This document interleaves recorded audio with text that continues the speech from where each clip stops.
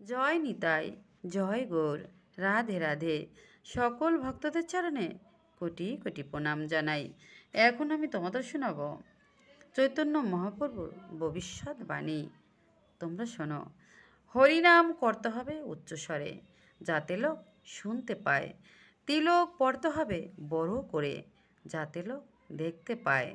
লোককে শোনানো এবং দেখানো খুবই দরকার আছে, অন্যথায় কলির সমাজের মূর্খেরা আজে বাজে শুনবে আর আজে বাজে দেখবে। পতিতপাবন শ্রীকৃষ্ণ চৈতন্য মহাপ্রভু, যাকে নাম শিক্ষার গুরু বা নামের আচার্যরূপে আখ্যা দিয়েছিলেন, সেই নামাচার্যশীল হরিদাস ঠাকুর বলেছেন, মনে মনে হরির নাম করার চেয়ে জোরে জোরে হরির নাম করা কর্তব্য। অর্থাৎ যিনি লঘুভাবে হরির নাম উচ্চারণ করেন, তার থেকে যিনি উচ্চস্বরে হরিনাম করেন, তিনি শত গুণে অধিক শ্রেষ্ঠ। যেহেতু মনে মনে নামকারী কেবলমাত্র নিজেকে পবিত্র করেন, কিন্তু উচ্চস্বরে নামকারী নিজেকে এবং শ্রোতাদেরকেও অর্থাৎ সবাইকে পবিত্র করে থাকেন। যে ব্যক্তি হরির নাম করেন, হরিপূজা করেন, হরিপ্রসাদ পান, তিনি অবশ্যই দ্বাদশঙ্গে ঊর্ধ্বপুণ্ড তিলকে চর্চিত হবেন।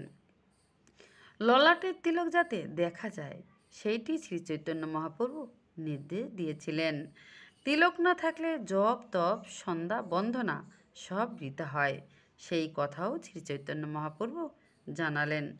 ললাটে যার ঊর্ধ্বপুণ্ড তিলক দেখতে না পাও, তাকে দর্শন করো না। সে যদি দৃষ্টিগোচরে এসে পড়ে, তবে সূর্যকে তাকিয়ে শুদ্ধ হও।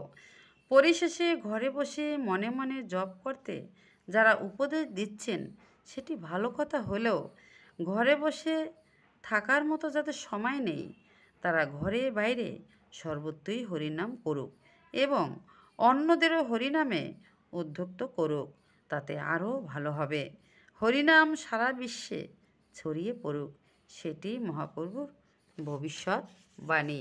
শ্রী চৈতন্য মহাপ্রভুর সময়ে শ্রী চৈতন্য সৎকম লিখতে গিয়ে চৈতন্য পার্ষদ মহাপণ্ডিতশীল সার্বভৌম ভট্টাচার্য উল্লেখ করেছেন, যতদূর পর্যন্ত এই পৃথিবী মণ্ডলে হরিনামের প্রবল প্রাদুর্ভাব হয়েছে, ততদূর পর্যন্ত সমস্ত লোক বৈষ্ণব বা ভক্ত হয়েছে।